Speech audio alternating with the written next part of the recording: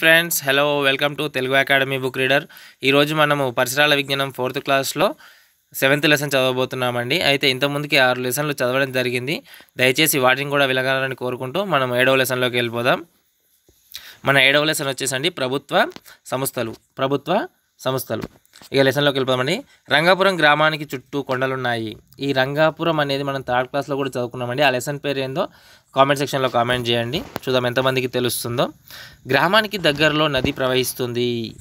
వర్షాలు ఎక్కువగా రావడం వల్ల నదికి వరదలు వచ్చాయి. వరద నీరు రంగాపురం గ్రామంలోకి ప్రవేశించింది. దీనివల్ల గ్రామంలోని వీధులన్నీ నీటితో నిండాయి. వరదలు తగ్గిన తర్వాత వీధులన్నీ బురదతో నిండాయి. కరెంటు తీగలు తెగిపోయాయి. మనం హైదరాబాద్లో కూడా చూస్తుంటామండి. ముందు వరదలు వస్తాయి, తర్వాత బురద వస్తుంది. అలా కరెంటు తీగలు తెగిపోవడం, బర్రెలు ఖరాబ్ కావడం ఎన్నో చూస్తుంటాం. అలా కూడా రంగాపురంలో జరిగింది. నల్లా పైపులు పగిలిపోయి నల్లాలో నీళ్లు రావడం లేదు. గ్రామంలో దీనివల్ల అనేక సమస్యలు నెలకొన్నాయి. ఇలా గ్రామంలోని సమస్యలను ఎవరు తీరుస్తారు, ఎవరు పట్టించుకోవాలి? ఇలా వరదలు వచ్చినప్పుడు గ్రామంలో ఇంకా ఏ సమస్యలు వచ్చి ఉంటాయి మొదలగు విషయాల గురించి మీ మిత్రులతో చర్చించండి, తెలుసుకోండి ఒకసారి. అయితే మనం తెలుసుకోవాల్సింది ఏంటంటే ఊర్లో వస్తే ఎవరు ఏం చేస్తారు, పట్టణాలలో వస్తే ఏం చేస్తారనేది తెలుసుకుంటే మనకు ఉపయోగపడుతుందండి. గ్రామంలోని సమస్యలను పరిష్కరించడానికి, గ్రామంలో సౌకర్యాలను కల్పించడానికి గ్రామ పంచాయతీ ఉంటుంది. అయితే ఇప్పుడు గ్రామ పంచాయతీ అనట్లేదండి, దాని పేరు గ్రామ సచివాలయం. గ్రామ స్థాయిలో బడి, పశు వైద్యశాల, పోస్ట్ ఆఫీసు, అంగన్వాడీ కేంద్రం వంటి ఇతర సంస్థలు కూడా ఉంటాయి. గ్రామంలో ఏమేమి ఉంటాయని ఒకవేళ క్వశ్చన్ వస్తే ఇందులో రాయొచ్చండి. వీటి వల్ల ప్రజలు సేవలు పొందుతారు. ఇలా ప్రజల సౌకర్యార్థం ప్రభుత్వంచే ఏర్పాటు చేయబడిన సంస్థలను ప్రభుత్వ సంస్థలు అంటారు. అంటే ప్రజల కోసం, ప్రజల సౌకర్యాలను, ప్రజల అవసరాలను తీర్చడానికి ఏర్పరిచిన సంస్థలను ప్రజా సంస్థలు అంటారు. దాన్నే ప్రభుత్వ సంస్థలు అని కూడా అంటారు. ప్రభుత్వ సంస్థలలో మొదటిది గ్రామ పంచాయతీ అండి, అదే గ్రామ సచివాలయం. మోహన్ రేషన్ కార్డు కోసం దరఖాస్తు చేయాలనుకున్నాడు. రేషన్ కార్డు తీసుకుంటే రేషన్ సరుకులు వస్తాయి. కూతురు అరుణకు తీసుకొని గ్రామ రెవెన్యూ కార్యదర్శిని కలవడానికి గ్రామ పంచాయతీ కార్యాలయానికి వెళ్ళాడు.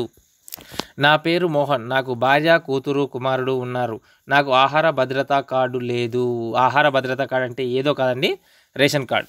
అందుకోసం దరఖాస్తు చేయాలని వచ్చాను అని చెప్పాడు. తెల్ల కాగితంపై దరఖాస్తు రాసి ఇవ్వమని కార్యదర్శి చెప్పారు. అదే సమయంలో పంటల వివరాలు నమోదు కొరకు వచ్చిన వాళ్ళందరినీ లోపలికి రమ్మని గ్రామ కార్యదర్శి పిలిచారు. ఫహానీ, మనమైతే పానీలు అంటామండి ఫహానీని.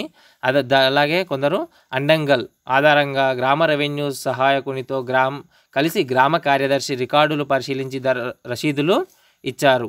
గ్రామ స్థాయిలో గ్రామ కార్యదర్శిలాగే ఇతర అధికారులు కూడా ఉంటారు.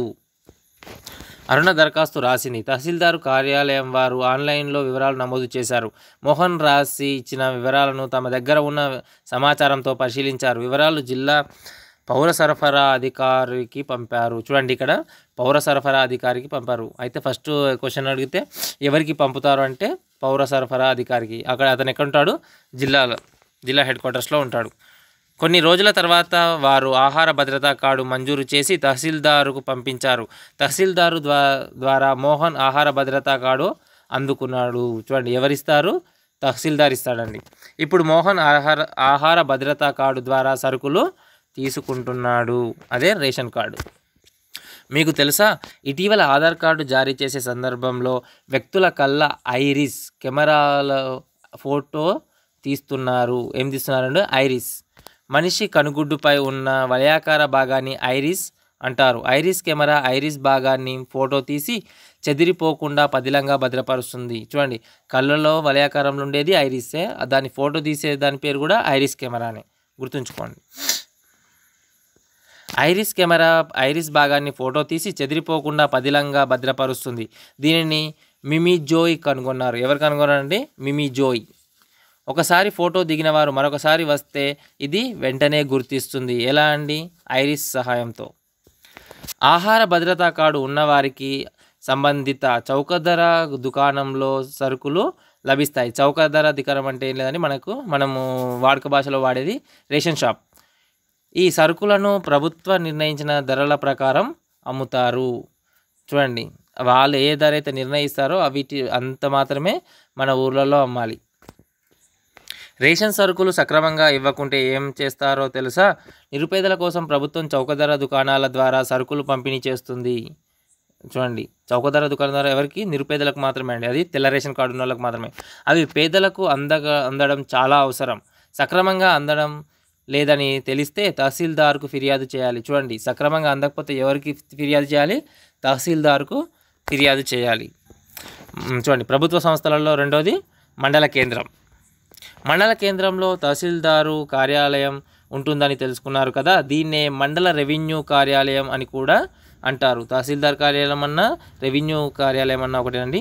ఇది మండల పరిధిలోని గ్రామాల్లోని కుటుంబాలకు రేషన్ కార్డులు ఇవ్వడం, భూమి శిస్తు పన్ను, పంటలు పండే భూములకు రైతులు చెల్లించే పన్ను వసూలు చేయడం వంటి పన్నులను నిర్వహిస్తుంది. ఇందుకోసం ప్రతి గ్రామంలో తహసీల్దారు కార్యాలయం పక్షాన పనులు నిర్వహించడానికి ఎవరెవరు ఉంటారో తెలుసుకొని చెప్పండి.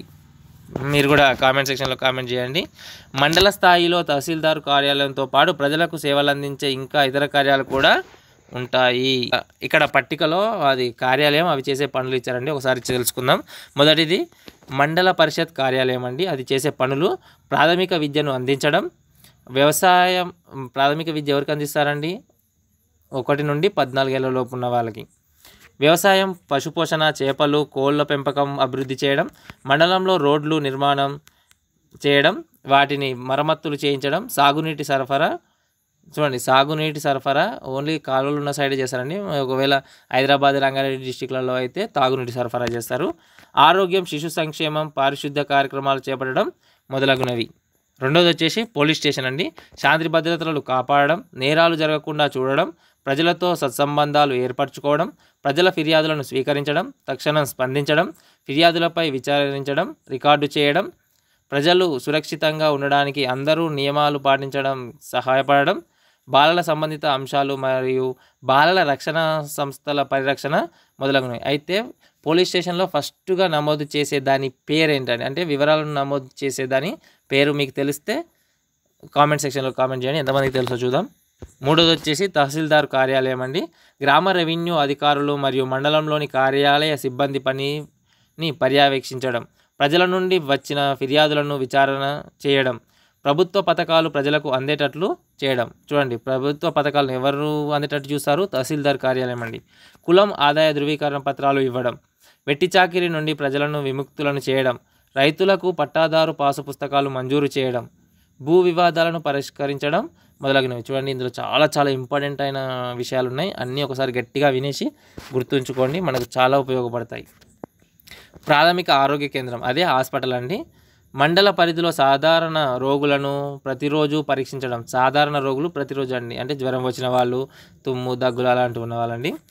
ఆరోగ్య ఉప కేంద్రాల నిర్వహణను పర్యవేక్షించడం. ఉప కేంద్రాలు ఎక్కడ ఉంటాయండి? విలేజ్లలో, ఊర్లలో ఉంటాయి. జాతీయ ఆరోగ్య కార్యక్రమాలను మండలంలో అమలు చేయడం. మాతా శిశు సంరక్షణ కింద కాన్పులు ప్రాథమిక ఆరోగ్య కేంద్రంలోనే చేయడం. రోగాల తీవ్రతను బట్టి రోగులను జిల్లా ఆసుపత్రికి సిఫారసు చేయడం మొదలగునవి. ఇంకోటి వచ్చేసి బ్యాంక్ అండి. బ్యాంకు ప్రజల నుండి డిపాజిట్లు స్వీకరించడం, మండల పరిధిలో రైతులకు రుణాలు ఇవ్వడం, రోజువారీ డిపాజిట్లను స్వీకరించడం, మండలంలోని మహిళా సంఘాలకు రుణాలు ఇవ్వడం మొదలగునవి.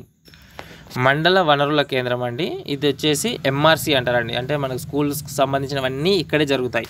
మండలంలో 100% బడి ఈడు పిల్లలను బడిలో నమోదు చేయడం, బడిలో చేరిన పిల్లలకు నాణ్యమైన విద్యను అందించేలా చూడడం, పాఠశాలను పర్యవేక్షించడం, సకాలంలో హాజరు కాని ఉపాధ్యాయులపై చర్యలు తీసుకోవడం, మధ్యాహ్న భోజన నిర్వహణ సక్రమంగా జరిగేటట్లు చూడడం ఎంఆర్సి అండి.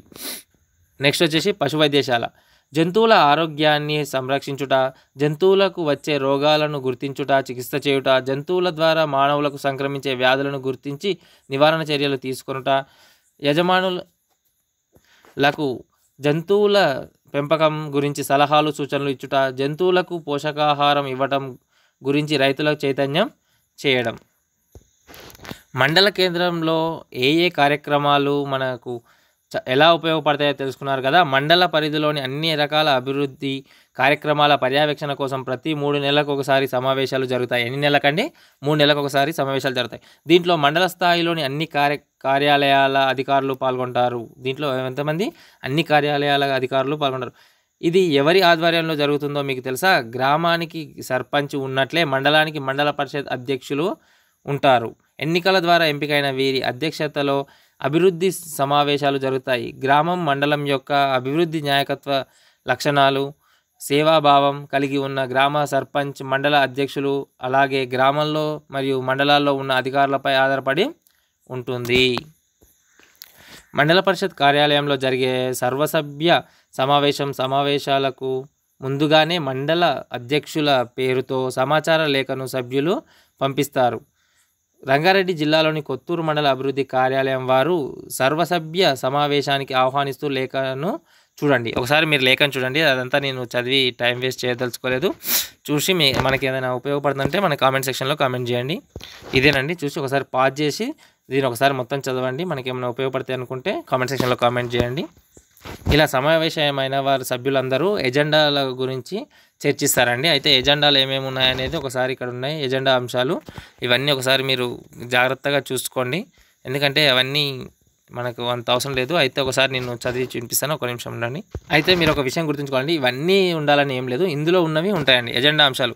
వ్యవసాయం, పశు సంవర్ధక పనితీరు, పంచాయతీరాజ్ మరియు గ్రామాభివృద్ధి, పెన్షన్లు, మంచినీటి పథకం, పండ్ల తోటలు, ప్రాథమిక విద్య, మహిళా శిశు సంక్షేమం, నీటి నిల్వ పరిరక్షణ, ప్రాథమిక ఆరోగ్య కేంద్రం పనితీరు, విద్యుదీకరణ, గృహ నిర్మాణం, రోడ్లు మరియు భవనాలు, పరిశ్రమ మరియు కాలుష్య నివారణ, బాలల రక్షణ అంశాలు, ఇతర అంశాలు అధ్యక్షుల అనుమతితో.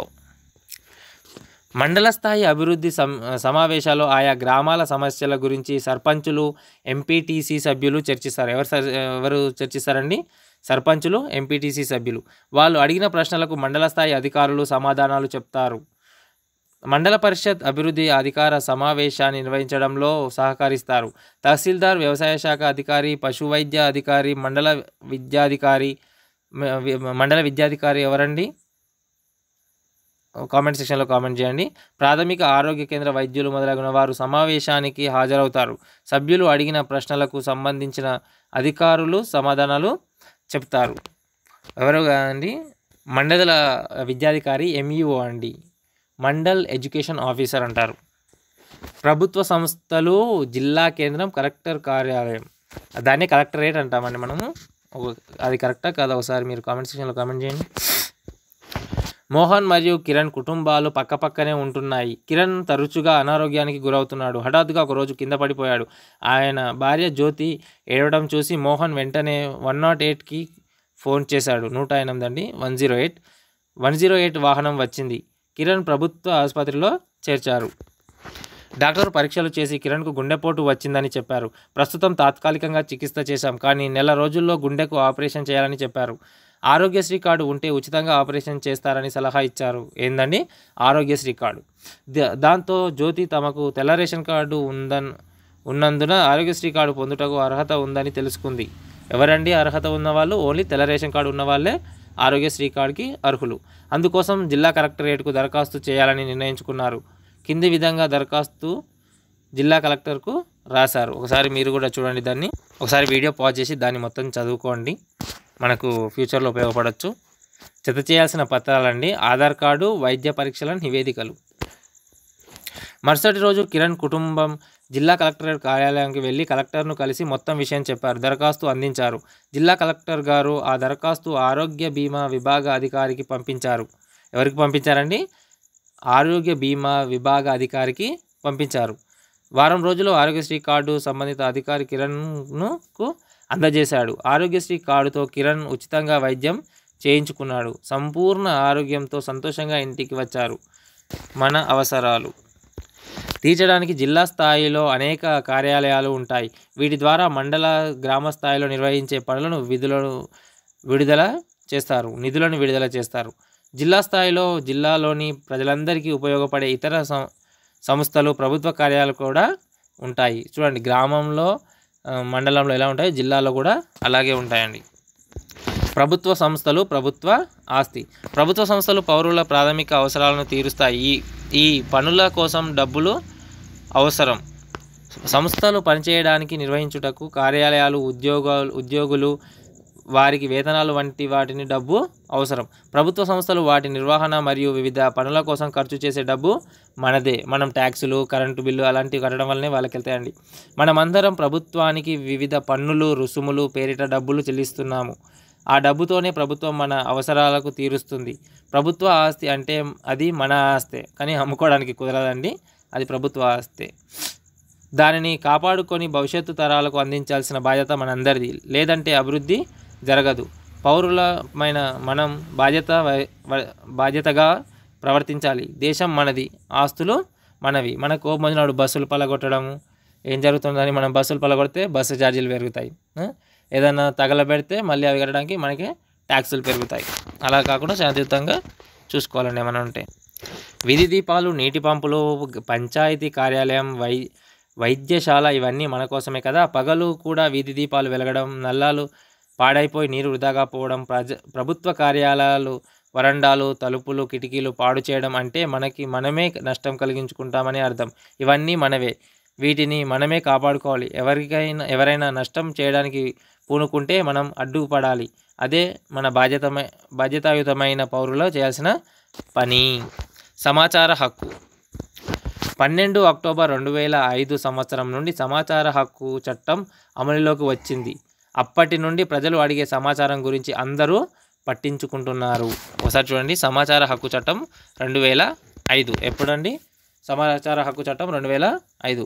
ప్రభుత్వ కార్యాలయాల నుండి కోరుకున్న సమాచారాన్ని మనం పొందడానికి ఉద్దేశించిన చట్టమే సమాచార చట్టం. చూడండి, మనం ఏమైనా సమాచారం ఏమైంది అనేది తెలుసుకోవడానికి ఈ సమాచార హక్కు చట్టం మనకు ఉపయోగపడుతుందండి. దీనికి ప్రతి ఒక్క ప్రభుత్వ సంస్థలో పక్కన ఒక కౌంటర్ ఉంటుందండి. ఒకసారి మీరు వెళ్ళినప్పుడు గమనించండి. ప్రభుత్వ కార్యాలయంలోని రికార్డులు, పత్రాలు, మెమోలు అండి, ఉత్తర్వులు, నివేదికల గురించి అవసరమైన వివరాలు తెలుసుకునే హక్కు మనకుంది. ఇందుకోసం అవసరమైన దరఖాస్తును అధికారి ఇవ్వాలి. ఈ చట్టం ప్రకారం మనం రాతపూర్వకంగా సంబంధిత అధికారి నుండి వివరాలు పొందవచ్చు. దరఖాస్తును తెల్ల కాగితంపై కూడా రాసి ఇవ్వవచ్చు. నామమాత్రపు దరఖాస్తు రుసుం చెల్లించాలి. ఎంతో కొంత పే చేయాలండి. అంటే ఎంత ఎక్కువ ఏముండదండి, 1 నుండి 10 రూపాయల మధ్యలో ఉంటుంది. గ్రామ స్థాయిలో సమాచారం పొందుటకు రుసుము లేదు. ఎక్కడ రుసుము ఉండదండి? గ్రామ స్థాయిలో రుసుము ఉండదు. మండలం, జిల్లా స్థాయిలో రుసుము పెరుగుతూ పోతుందండి. దరఖాస్తు చేసుకున్న 30 రోజుల్లో దారిద్ర్య రేఖకు దిగువన ఉన్నవారు దరఖాస్తు రుసుము చెల్లించాల్సిన అవసరం లేదు. చూడండి, గ్రామంలో అయితేనేమో ఎవ్వరూ చెల్లించాల్సిన అవసరం లేదు. దారిద్ర్య రేఖకు దిగున్న వాళ్ళైతేనేమో మండలంలో, జిల్లాలో కూడా చెల్లించాల్సిన అవసరం లేదు. దరఖాస్తు చేసుకున్న 30 రోజుల్లోగా సంబంధిత అధికారి సమాచారం అందించాలి. జీవించే హక్కు వ్యక్తి స్వేచ్ఛకు సంబంధించినదైతే 48 గంటల్లో సమాచారం ఇవ్వాలి. చూడండి, మామూలు సమాచారం అయితేనేమో 30 రోజుల్లో ఇవ్వాలండి. లేదు అతని జీవితానికి సంబంధించింది, స్వేచ్ఛకు సంబంధించింది అనుకుంటే 48 గంటల్లో ఇవ్వాలండి. అయితే ఎలాంటిదంటే, సపోజ్ ఒకరికి జైలు శిక్ష పడింది అనుకోండి, అది సంబంధం లేకుండా ఒకవేళ సమాచార హక్కు చట్టం దానికి లింక్ అయి ఉంటే అప్పుడు 48 గంటల్లో వాళ్ళు అందించాలండి కోర్టుకి. కేంద్ర రాష్ట్ర స్థాయిలలో సమాచార కమిషన్ స్వతంత్రంగా పనిచేస్తుంది. ప్రతి ప్రభుత్వ కార్యాలయంలో ప్రజా సమాచార అధికారి ఉంటారు. చూడండి, ప్రతి ప్రభుత్వ కార్యాలయంలో ప్రజా సమాచార అధికారి ఉంటారు. మీరు ఈసారి వెళ్ళినప్పుడు గమనించండి.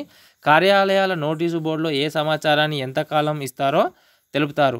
ప్రజలందరూ ప్రభుత్వంలో భాగమే. ప్రతి కార్యాలయం పనితీరు గురించి అవసరమైన సమాచారం కోరే హక్కు అందరికీ ఉంది. ప్రభుత్వ యంత్రాంగం స్వచ్ఛందంగా ప్రజలకు సమాచారం అందించాలన్నదే చట్టం ప్రధానోద్దేశం. అంటే ఏం పనులు చేస్తున్నారా, చేయట్లేదని మనం తెలిసి మానిటర్ చేసుకోవచ్చండి. చూడండి, సమాచారం కోసం ఎట్లా దరఖాస్తు చేసుకోవాలో ఒక లెటర్ ఉందండి. ఒకసారి మీరు దాన్ని చూడండి, చూస్తే అర్థమైపోతుంది. ఎప్పుడైనా అవసరమైనప్పుడు రాయండి. అలాగే ఒకసారి కీలక పదాలు చూడండి. ఇంతటితో మన 7వ లెసన్ కూడా పూర్తయిందండి. నచ్చితే లైక్ చేయండి, నచ్చకపోతే డిస్లైక్ చేయండి. ఏమైనా సలహాలు, సూచనలు ఉంటే మన కామెంట్ సెక్షన్లో కామెంట్ చేయండి. దయచేసి నన్ను సపోర్ట్ చేయడానికి సబ్స్క్రైబ్ చేయండి. Thank you for watching. Have a great day.